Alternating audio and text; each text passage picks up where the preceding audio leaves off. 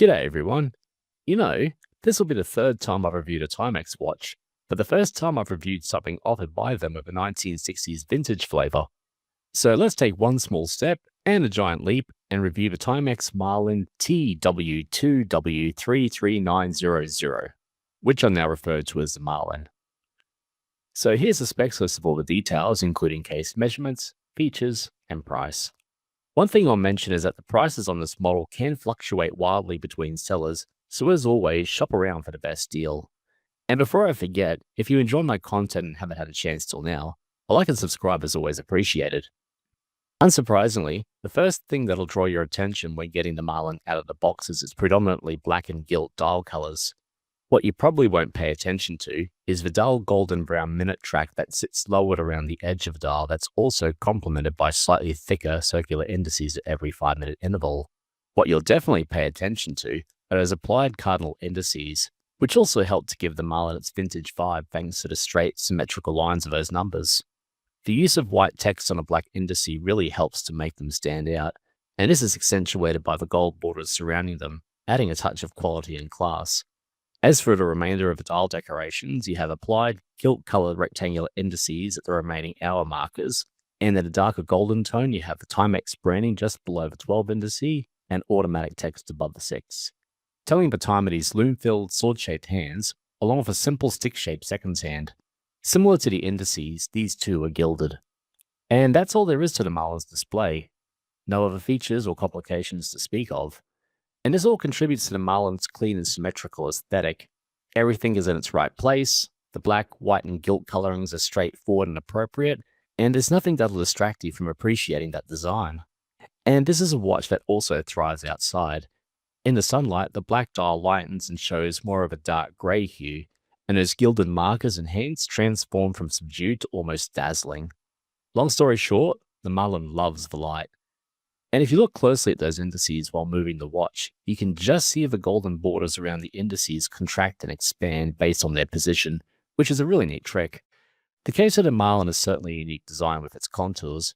Every surface on display here is polished, and given the Marlin's primary role as a dress watch, that finish is theme appropriate. And unlike some budget offerings, it doesn't look cheap or chintzy. Looking at the Marlin side on, it has more of a flying saucer appearance, and those angles start to become more obvious with corners running top to bottom and a faint, duller polish strip streaking down the middle. Even the tops of the lugs give a contoured appearance with the presence of those grooves. Say what you will about this Marlin's case, but boring and mundane it is not.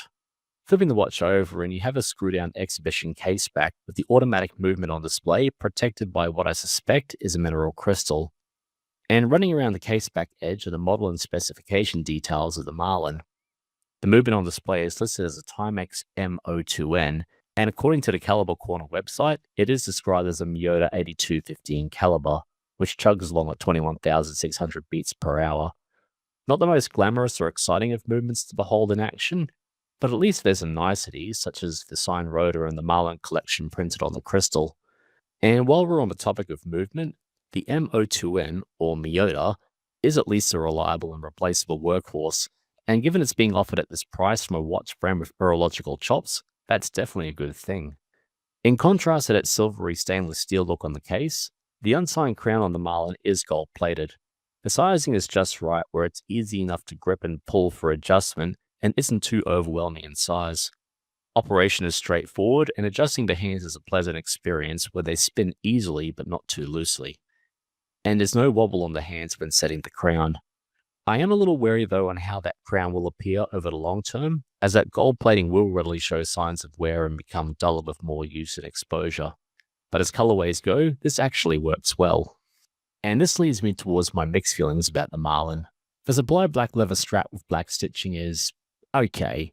It does suit the theme of this watch, and it includes a couple of extra niceties, such as a buckle sign with the Timex label, and quick release spring bars for changing convenience. It says genuine leather, and the material feels the same front and back, but somehow it still has a synthetic feel to it. Not half as bad as the Orient Bambino strap, but a bit plastic nonetheless. As such, it wears stiff and will take some time to break in, and even after that, the wearing experience feels more acceptable than comfortable.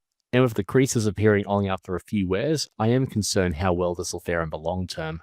Those cardinal indices on the dial are what define the Marlin as a retro 60s timepiece, but their format can be polarizing. The straight lines on the numbers may not be to everyone's taste, and while I dig them for the most part, even I have to admit the number 12 looks so rigid it appears more as IZ lettering. And once you see it that way, it's kind of hard to unsee it. Just something to consider. The Marlin claims 50 meters of water resistance, so that means it'll survive accidental splashes and a bit of water submersion. And that's perfectly fine, if not a bit more reassuring, given that the Marlin isn't a watch for swimming, let alone diving. The case measurements are very universal. At 39mm in diameter and a lug to lug somewhere between 47 to 48mm, it'll be perfect for most wrist sizes. And with shorter lugs that have a nice subtle curve to them and a 20mm width, you'll have no problem sourcing aftermarket straps for it, and it sits well on the wrist without any wriggling or digging. Although given most sellers advertise this Marlin as a dress watch, and it does lean more in that direction, it is on the large side as far as traditional dress watches go. The bigger concern I have is the 13.5mm case thickness. It'll still fit under a shirt sleeve with a bit of adjusting, but for a dress watch it sits very high. And this naturally increases the risk of hitting the crystal against walls and other surfaces if you're not careful with it. Speaking of which, the crystal of choice on the Marlin is acrylic. This already has a reputation for scratching even if you just look at it funny, and so any accidental knocks will become obvious. And with that crystal riding high, it won't be a matter of if, but when you bump it. But as mentioned in an earlier review, Polywatch can come to the rescue for most scratches, and that dome acrylic really accentuates the vintage appearance of the Marlin, and overall gives it a warmer look. And then there's the lume, which is limited to the hands and is lackluster at best. It starts with a half-decent glow, but after 10 to 15 minutes, the visibility is barely there. The reason I didn't mention this feature as a negative is because it is a neat bonus to have on a dress watch, but more importantly, the white lume fill on those hands help it to provide much needed legibility against that dark dial, which is now a handy segue into the negatives of this Marlin. And the biggest one I have goes back to that dial and its breadth. I can appreciate the minimalist approach Timex have taken here, but if I'm being honest, the backdrop is very plain. And when you've got a lot of dial real estate sitting vacant and plain, it really detracts from the markers and indices, which, frankly, are the Marlin's strengths. In the outdoors, it's not so bad, but go back inside or move to low light settings, and the inkiness of that dial just seems to overwhelm and swallow everything else. And this makes wearing the Marlin a bittersweet experience, as it looks handsome and pristine in bright environments, but underwhelming almost anywhere else. My other grumble goes back to the movement, and here Timex got a little lazy here and used their movement that has a date complication. So in effect, you have a ghost date here. It's not a big problem or anything that'll affect its appearance or performance, unless of course you're really hoping to see something when you try adjusting that crown and hear the click, but it would have been cleaner if Timex just used a no-date movement. The last complaint isn't about the watch itself, but what I mentioned near the beginning. It's pricing. I was able to pick up this example from Amazon for roughly around $145 US, which was a good price. But that cost can fluctuate depending on vendors and whether there's a sale. One jeweler is currently selling this model for around $330 US, and to be honest, that's asking too much. So if this Timex does tickle your fancy, just do what I said before and make sure you shop around for the best price and service. But at the end, recommending this particular Marlin model is tough. There's nothing terrible about it, and if this design and theme speak to you and get it for the price I paid, I think you'll still be happy with it. But given this Marlin is meant to be a dress watch, and the dial is a bit of an abyss, I think Timex should have shrunk the dial and lug-to-lug measurements by around 3 to 4mm and shaved at least one off the case height. This would have completed the Marlin's vintage look and style and emphasized those hands and indices a lot more, which are the main attraction of this watch, and it would give the crystal a better chance of avoiding any dings.